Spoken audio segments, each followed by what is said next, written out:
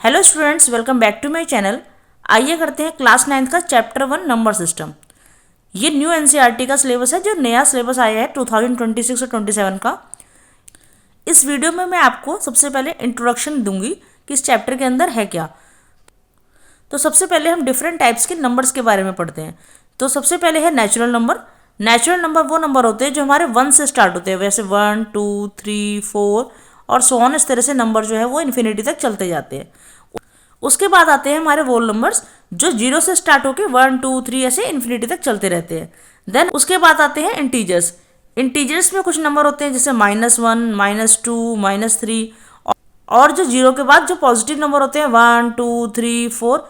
इस तरह से ये नेगेटिव में भी और पॉजिटिव में भी इन्फिनिटी तक चलते हैं। देन आते हैं इवन नंबर्स। इवन नंबर वो नंबर होते हैं जो हमारे 2 की टेबल से डिवाइड हो जाएं, जिसमें हमारे ऐसे नंबर जो हम 2 की टेबल से डिवाइड करें तो वो इजीली डिविजिबल हो, जिनके लास्ट में 2 4 6 8 0 आता हो, वो सारे हमारे इवन नंबर्स होते हैं। देन आते हैं हमारे ऑड नंबर। ऑड नंबर वो नंबर होते हैं जो 2 की टेबल से डिवाइड ना हो, जैसे 1 3 5 7 9। उसके बाद आते हैं प्राइम नंबर्स। प्राइम नंबर वो नंबर होते हैं जो सिर्फ अपनी ही टेबल में आते हैं, जो सिर्फ अपनी ही टेबल में लाई करते हैं, जैसे कि 2 3 5 7 19 11 13। ये ऐसे नंबर हैं जो सिर्फ अपनी ही टेबल में आते हैं और किसी भी दूसरी टेबल में नहीं आते। इनका फैक्टर या तो 1 होता है या फिर ये खुद होते हैं। फिर आते हैं कंपोजिट नंबर्स। कंपोजिट नंबर वो होते हैं जिनका फैक्टर 2 या 2 से ज़्यादा हो, जैसे कि 4। सबसे छोटा कंपोजिट नंबर हमारा 4 होता है। 4 6 8 12 18 16 15। ये ऐसे नंबर है जिनके फैक्टर 2 या 2 से ज़्यादा हों। जैसे हम 8 ले लें एग्जाम्पल में, तो 8 जो है वो 2 की टेबल में भी आता है, 4 की टेबल में भी आता है, 8 की टेबल में भी आता है और 1 की टेबल में भी आता है। तो इस तरीके से 8 जो है वो कंपोजिट नंबर हो गया। देन आते हैं कोप्राइम। कोप्राइम नंबर वो होते हैं जिनका एचसीएफ ओनली 1 होता है। जैसे कि हम ले ले कोई नंबर 3 और 2, अगर हम इसका एचसीएफ निकालेंगे तो ये दोनों किसी भी सेम टेबल में लाई नहीं करते एक्सेप्ट 1। ठीक है, तो इसका एचसीएफ 1 होता है। तो ऐसे नंबर जिनका एचसीएफ 1 आए वो कोप्राइम नंबर कहलाते हैं। देन फिर रियल नंबर आते हैं। रियल नंबर हमारे 2 प्रकार के होते हैं। एक होता है रैशनल नंबर और दूसरे होते हैं हमारे इरेशनल नंबर। तो रैशनल नंबर हमारे वो नंबर होते हैं जो सारे की p/q की फॉर्म में होते हैं, और इरेशनल नंबर हमारे वो सभी नंबर होते हैं जो नॉन टर्मिनेटिंग नॉन रिपीटिंग होते हैं। जैसे कि हम एग्जाम्पल दे दें इरेशनल नंबर का, जैसे √2। ये अगर हम इसको ओपन करें, रूट को इसको ओपन करें, तो ये ऐसा नंबर है जो कभी भी टर्मिनेट नहीं होता है। ठीक है, तो ये इरेशनल नंबर हो गया। देखिए रैशनल नंबर क्या होता है। Any number in the form of p/q where p and q are integers and q is not equal to 0 is a rational number. ऐसे नंबर जो p/q की फॉर्म में हो और जिसमें p एंड q दोनों इंटीजर्स हों, मतलब -1 हो सकता है, 2 हो सकता है, 4 हो सकता है, 8 हो सकता है, and q is not equal to 0, और जो उसके डिनोमिनेटर है वो कभी भी 0 ना हो, इज अ रैशनल नंबर। ठीक है, एग्जाम्पल ऐसे 1/2 3/4 -2/3 4/0। ये एक इरेशनल नंबर नहीं है। ठीक है, अब हम समझते हैं इरेशनल नंबर क्या होता है। A real number that can not be expressed as a simple fraction, their decimal expansion are non terminating and non repeating. ऐसे नंबर जिनको डिवाइड करने पर नॉन टर्मिनेटिंग हो वो और नॉन रिपीटिंग हो, वो सारे हमारे नंबर्स जो है इरेशनल नंबर कहलाते हैं। जैसे √2 को हम जितना भी डिवाइड कर लें, उसका रूट ओपन करने की कोशिश कर लें, तो 1.41421356 इस तरह से नंबर ये चलता ही जाएगा और ये कभी भी टर्मिनेट नहीं होगा। तो ये हमारा इरेशनल नंबर हो गया। ऐसे ही ये √3 है। ठीक है, तो जितने भी नंबर रूट्स में होते हैं जिनका रूट ओपन नहीं हो पा रहा है, तो वो सारे के सारे इरेशनल नंबर्स होते हैं। इसी तरह से हमारा जो पाई है वो भी एक इरेशनल नंबर है। आइए अब रैशनल नंबर की कुछ प्रॉपर्टीज के बारे में समझते हैं। सबसे पहले closure property. Sum of 2 rational number is always a rational number. ये क्लोजर प्रॉपर्टी है कि किसी भी 2 रैशनल नंबर का सम हमेशा रैशनल नंबर ही होगा। जैसे 2/3 प्लस 4/3, इसको हम प्लस करें तो हमारा जो सम है वो रैशनल नंबर की फॉर्म में ही आएगा। ये इसका आंसर है। ठीक है, उसके बाद आती है कॉम्यूटेटिव प्रॉपर्टी, जिसमें a + b इक्वल होते हैं b + a के। मीन्स 1/3 प्लस 2/3 करो, या फिर आप 2/3 प्लस 1/3 करो, आंसर आपका सेम आएगा। कम्यूटेटिव प्रॉपर्टी में एक और चीज़ है कि अगर हम मल्टीप्लाई भी करें इन नंबरों को, सपोज 1/3 मल्टीप्लाई 2/3 करो, या फिर 2/3 मल्टीप्लाई 1/3 करो, तब भी आपका आंसर सेम ही आएगा। उसके बाद आती है एसोसिएटिव प्रॉपर्टी। इसमें a plus B plus C equal होगा a plus B plus C के। इफ हमारा a जो है वो 2/3 है, b हमारा 1/3 है, और इसमें हम कोई नंबर ऐड कर दे 4/3, वो इक्वल होगा 2/3 1/3 प्लस 4/3। इनका सम भी हमारा हमेशा इक्वल ही आएगा। उसके बाद आती है डिस्ट्रीब्यूटिव प्रॉपर्टी।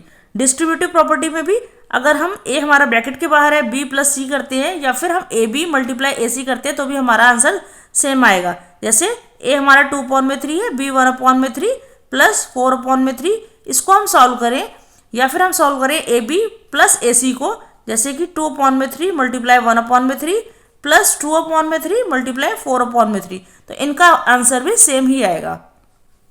उसके बाद आती है एडिटिव आइडेंटिटी।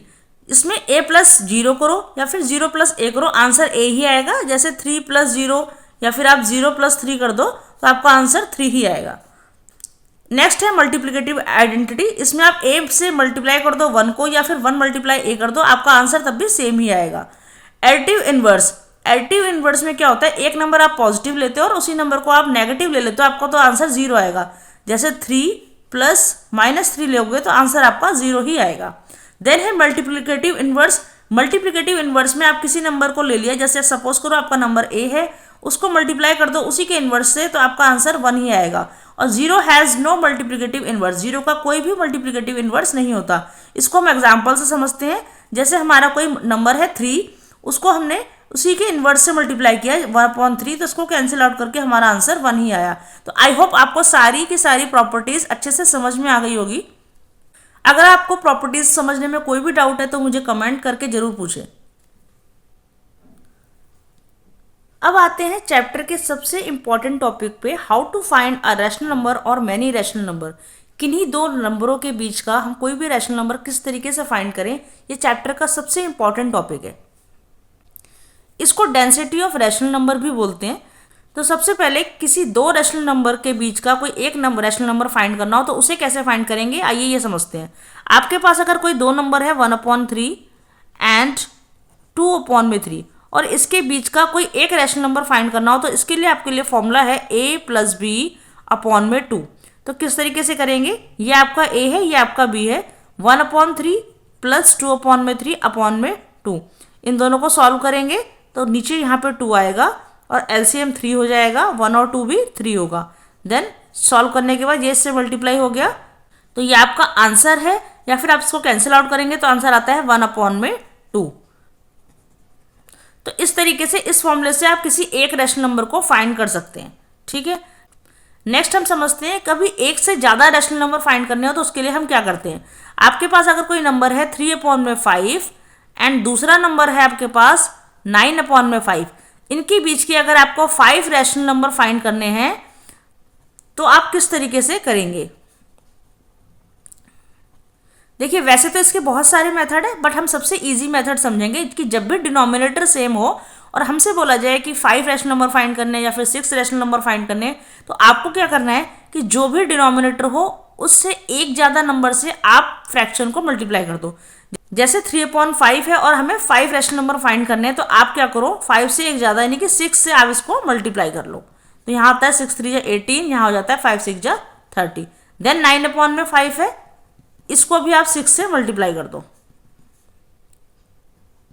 9 6 54, 5 6 30।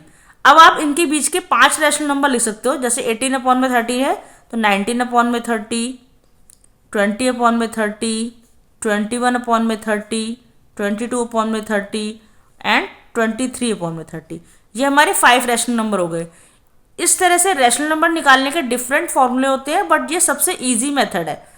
एंड एक बात आपको और ध्यान रखनी है कि कभी भी आपका आंसर जो है जरूरी नहीं है कि बुक से मैच करे, वो डिफरेंट हो सकता है क्योंकि रैशनल नंबर बहुत सारे होते हैं। ठीक है, तो आई होप आपको समझ में आ गया होगा कि किस तरीके से आपको अगर एक रैशनल नंबर फाइंड करना हो तो आपको कौन सा फॉर्मूला लगाना है और अगर आपको एक से ज़्यादा डेसिमल नंबर फाइंड करने हो तो कौन सा फॉर्मूला लगाना है। मैं आपको एक क्वेश्चन और बताती हूँ जिसमें डिनोमिनेटर सेम नहीं होते। ये देखिए थोड़ा सा डिफरेंट क्वेश्चन है। जैसे आपको 2/3 एंड 4/5 के बीच में 3 रेशनल नंबर फाइंड करने हैं। यहाँ पर डिनोमिनेटर सेम नहीं है, तो सबसे पहले आप क्या करेंगे, इनके डिनोमिनेटर को सेम करेंगे। तो अगर मैं इसको 5 से मल्टीप्लाई कर दूँ 2/3 को, तो यहाँ पर आ जाता है 10 और यहाँ आ जाता है 15। और उसी तरह से अगर मैं 4/5 को मैं 3 से मल्टीप्लाई कर दूँ तो मेरे पास आ जाता है 12/15। अब इनके डिनोमिनेटर सेम हो गए, देन आप बिल्कुल सेम इस तरीके से इसमें से रेशनल नंबर फाइंड कर सकते हैं। आपको 3 रेशनल नंबर फाइंड करने हैं तो हम क्या करेंगे, इनको 4 से मल्टीप्लाई कर देंगे। 3 बोले हैं तो हम एक नंबर ऐड करके मल्टीप्लाई करेंगे। तो 10/15 है, तो आप यहाँ पे 4 से इसको मल्टीप्लाई कर दीजिए। उसी तरह से यहाँ पे 12/15 है, तो आप इसमें भी एक नंबर ऐड करके मल्टीप्लाई कर दीजिए। तो यहाँ पे 40/60 आ गया, यहाँ पे 48/60 आ गया। अब इनके बीच के आप 3 रैशनल नंबर लिख सकते हैं, जैसे 41/60, 42/60, 43/60। तो ये हो गए हमारे इसके बीच के 3 रैशनल नंबर। तो आई होप रैशनल नंबर कैसे फाइंड करना है आपको ये समझ में आ गया होगा। अब नेक्स्ट जो टॉपिक आता है इस चैप्टर में वो है टाइप्स ऑफ डेसिमल एक्सपेंशन। तो 2 प्रकार के डेसिमल एक्सपेंशन होते हैं, एक होता है टर्मिनेटिंग डेसिमल एक्सपेंशन, एक होता है non terminating and non terminating repeating decimal. तो बेसिकली 3 टाइप के हो गए, terminating, non terminating and non terminating repeating decimal. ये क्या होते हैं? अब टर्मिनेटिंग डेसिमल वो होते हैं जिनको डिवाइड करने पर वो एक पॉइंट पे आके खत्म हो जाते हैं। जैसे कि अगर मैं कोई नंबर ले लूँ 25 और इसको 4 से डिवाइड करें, ठीक है, 25 को अगर हम 4 से डिवाइड करें, देखो डिवाइड करके देखते हैं, तो 25/4, तो 4 5 जा 20, 4 6 जा 24, फिर 5 में से 4 माइनस कर दोगे 1 आएगा, देन आप यहाँ पे पॉइंट लगाओगे और 0 लगाओगे, ठीक है। तो होगा 4 2 जा 8, 10 में से 8 आप माइनस करोगे 2 बचेगा, फिर यहाँ पे पॉइंट लगाए जिसके लिए हम यहाँ पे एक 0 ले सकते हैं, और 4 5 जा 20। तो ये यहाँ पर आकर के खत्म हो गया। तो इसका आंसर आया 6.25। तो ये टर्मिनेट हो गया, प्रॉपरली खत्म हो गया। पर कुछ नंबर इस तरीके के होते हैं जो डिवाइड करने पर खत्म ही नहीं होते। जैसे कि अगर आप 10/3 को आप खत्म करोगे तो ये खत्म ही नहीं होगा नंबर। तो ये ऐसे आएगा 3 पॉइंट, फिर आपका 3 3 3, इस तरीके से आता जाएगा। तो ये नॉन टर्मिनेटिंग है, this is non terminating, this is non terminating. और ये क्या हो रहा है, रिपीट हो रहा है, ठीक है। नॉन टर्मिनेटिंग रिपीटिंग है, तो नॉन टर्मिनेटिंग डेसिमल है और ये रिपीट भी हो रहा है। पर कुछ नंबर ऐसे होते हैं जिनको आप डिवाइड करो तो ना ही वो टर्मिनेट होते हैं और ना ही वो रिपीट होते हैं। सपोज कर लो किसी नंबर को आपने डिवाइड किया तो कुछ नंबर इस तरीके से आया 2 5 6 4 3 2 1 8 9। तो इस तरह से नंबर चलता रहेगा, ना ही ये नंबर एक प्रॉपर पैटर्न में रिपीट होगा और ना ही ये टर्मिनेट होगा। तो इसको बोलते हैं non terminating non repeating, non terminating non repeating, ठीक है। ये हो गया नॉन टर्मिनेटिंग रिपीटिंग और ये हो गया नॉन टर्मिनेटिंग नॉन रिपीटिंग। तो इस तरीके से डेसिमल एक्सपेंशन के डिफरेंट टाइप्स हैं। ये सब आपको चैप्टर में एक्सरसाइज में करना होगा। नेक्स्ट हम टॉपिक समझते हैं कि इर्रेशनल नंबर को हम किस तरीके से मल्टीप्लाई करते हैं, किस तरीके से प्लस करते हैं। आइए आप वो टॉपिक समझते हैं। आइए अब समझते हैं कि इर्रेशनल नंबर को किस प्रकार से एडिशन, सब्ट्रैक्शन, मल्टीप्लिकेशन और डिवीजन करते हैं। तो सपोज कीजिए आपके पास कोई इर्रेशनल नंबर है √2, ठीक है, और दूसरा इरेशनल नंबर भी आपके पास √2 है। तो जब हम इसको ऐड करेंगे तो किस तरीके से ऐड करेंगे कि ये √2 और ये √2 तो मिलकर के हो जाता है 2√2। कोई और एग्जांपल लेते हैं, अगर हमारे पास कोई और नंबर है √3 और एक √2 नंबर है, तो ये दोनों नंबर जो है वो आपस में ऐड नहीं होंगे, यहीं पर ये खत्म हो जाएंगे। क्यों? बिकॉज ये दोनों अलग हैं, ये √3 अलग है और ये √2 अलग है। तो ये आंसर यहीं पर इसका खत्म हो जाता है, ये आपस में ऐड नहीं होंगे। लेकिन इसकी जगह आपके पास है √5 + √5, तो आप लिख सकते हैं 2√5, ठीक है। अब हम इसका सब्ट्रैक्शन समझते हैं। जैसे √3 में से आप √3 माइनस करोगे तो 0 ही आएगा, लेकिन अगर आप 3√3 में से 2√3 माइनस करते हो तो आपका आंसर आता है √3। या 5√2 में से 2√2 माइनस करते हो तो आपका आंसर आएगा 5 में से आप 2 को माइनस कर दोगे, √2 हमारा एज इट इज, ये हमारा आंसर आएगा। तो इस तरीके से इसका एडिशन और सब्ट्रैक्शन करते हैं। ये रूट को आप ऐसे मान के चलो जैसे ये कोई वेरिएबल है। नेक्स्ट देखिए मल्टीप्लिकेशन कैसे कर सकते हैं। तो मल्टीप्लिकेशन करने के लिए आप √2 मल्टीप्लाई अगर √2 करते हो तो यहाँ पर जो √2 अगर √2 से मल्टीप्लाई हो जाएगा तो आएगा √4, जो कि आपको पता है कि √4 जो है वो ओपन हो जाता है, तो इसका आंसर आ जाएगा 2। ठीक है, उसी तरह से अगर आप √3 मल्टीप्लाई √3 कर देते हो तो आंसर आ जाता है 3, क्योंकि √3 को √3 से मल्टीप्लाई करेंगे तो √9 आएगा और 9 का ओपन करेंगे अगर उसको हम स्क्वायर रूट करते हैं तो 3 हो जाता है। ठीक है, देन उसके बाद अगर आप √5 और √3 को मल्टीप्लाई करते हो तो क्या आंसर आता है? अगर आप √5 और √3 को मल्टीप्लाई करते हो तो आपका आंसर आएगा 15, √15, और √15 ओपन नहीं होगा। ठीक है, अब डिवाइड को समझते हैं। जैसे 2√2 डिवाइड बाई √2 होए तो किस तरीके से डिवाइड करेंगे? 2√2 अपॉन में √2, ये रूट से रूट कैंसिल हो गया तो आया हमारे पास 2। देन उसी तरह से अगर हम डिवाइड करते हैं 2√2 डिवाइडेड बाय 4√2 तो क्या आंसर आएगा? 2√2 अपॉन में 4√2, देन फिर से √2 से √2 कैंसिल हो गया, 2 1 जा 2, 2 2 जा 4, तो ये हो गया 1 अपॉन में 2। तो इस तरीके से डिवीजन करते हैं। आप मल्टीप्लिकेशन में हम किसी भी नंबर को मल्टीप्लाई कर सकते हैं, बट हमें प्लस या माइनस में हमारे पास कंडीशन होती है कि जब वो सेम रूट के ही हो तभी वो माइनस प्लस हो सकते हैं, अदरवाइज हम उसको ऐसे ही छोड़ देंगे। जैसे ये हमने √3 प्लस √2 किया है तो ये प्लस ही नहीं हो सकते, ये ऐड ही नहीं होंगे, तो हम इसको ऐसे ही छोड़ देंगे। ठीक है, अब इसके अलावा जो टॉपिक बचते हैं हमारे, किसी भी नंबर को इरेशनल प्रूव कैसे करेंगे, तो ये हम टॉपिक कवर करेंगे अपने नेक्स्ट वीडियो में। Thanks for watching.